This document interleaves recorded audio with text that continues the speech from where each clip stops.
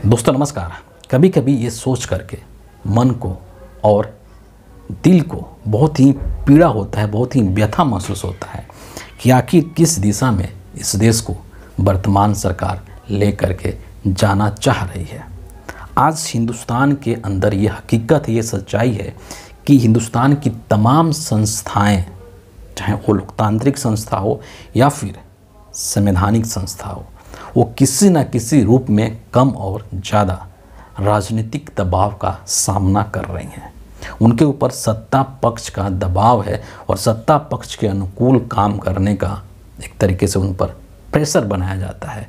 उनको मजबूर किया जाता है कि आपको मेरे हिसाब से, मेरे अनुकूल होकर के काम करना पड़ेगा। चुनाव आयोग हो या फिर देश की जो प्रीमियर जांच एजेंसियां हैं वो हो, या फिर न्यायपालिका जहां पर लोग न्याय की उम्मीद में जाते हैं। न्याय का मंदिर कहा जाता है न्यायालय को, चाहे हाई कोर्ट हो या सुप्रीम कोर्ट हो।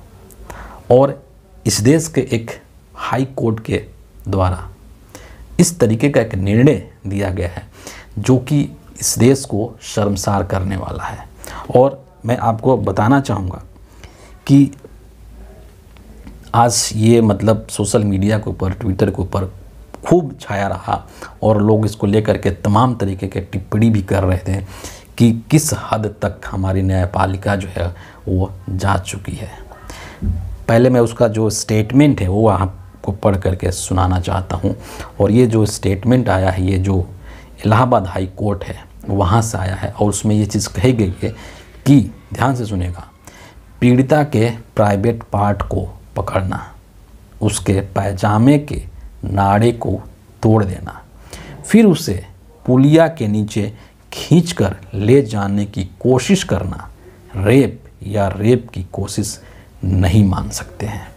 ये मानना है इस देश के इलाहाबाद हाई कोर्ट का। और उस हाई कोर्ट के अंदर जस्टिस राम मनोहर जो मिश्रा हैं उनका ये कहना है। जस्टिस राम मनोहर मिश्रा का ये स्टेटमेंट, ये बयान, ये एक तरीके से उनका निर्णय बहुत ही शर्मनाक है। और न्यायपालिका किस गर्त में जा चुकी है, किस तरीके से सत्ता के दबाव में काम कर रही है, उसका एक बहुत जीता जागता उदाहरण है ये। इलाहाबाद हाई कोर्ट के इस निर्णय के ऊपर आप क्या सोचते हैं? आपको क्या लगता है कि ये सही बात है? अपने कमेंट ज़रूर हमसे शेयर कीजिएगा। और इस छोटे से वीडियो में इतना ही है। अगले वीडियो में आपसे फिर मुलाकात होगी। तब तक से बहुत बहुत धन्यवाद।